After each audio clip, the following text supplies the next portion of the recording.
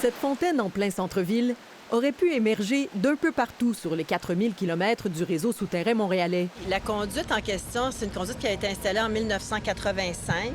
Donc, c'est une conduite de 84 pouces en Hyprescon. C'est le matériau C301 qui est en cause.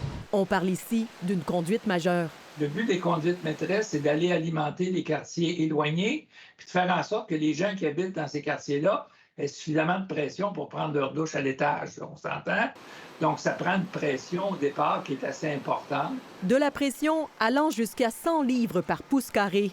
C'est pourquoi la fermeture de la conduite était si complexe. C'est pas tourner un robinet, on peut pas faire ça. On provoquerait, auquel cas, un coup de bélier. Donc, il faut pas secouer le réseau, parce que sinon, on va avoir d'autres bris à l'extérieur. Ce n'est pas la première fois que la ville fait face à un bris d'une telle ampleur. En 2002, une conduite fracturée sur le boulevard P9 avait inondé des centaines de logements. Quand on déglace les rues, on met du sel.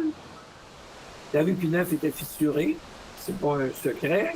Et l'eau de fonte s'est infiltrée dans le sol, s'est accumulée autour de la conduite. Ça a corrodé le béton et l'armature et ça a fait péter la conduite.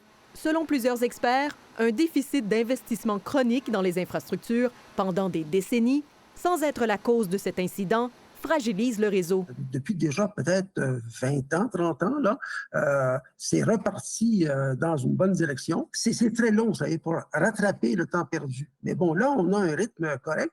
Pour rattraper ce retard, la ville aurait dû investir 463 millions de dollars par année depuis 2011. Comme vous le voyez, elle n'a atteint ce montant qu'en 2018. Les montants seront colossaux pour remettre à niveau toutes les infrastructures. On a repris un rythme qui est beaucoup plus important que ce qu'on avait, mais il faut le maintenir comme ça à jamais. Même si la réfection du réseau fait rarement gagner des élections. Ici Marie-Josée Paquette-Comeau, Radio-Canada, Montréal.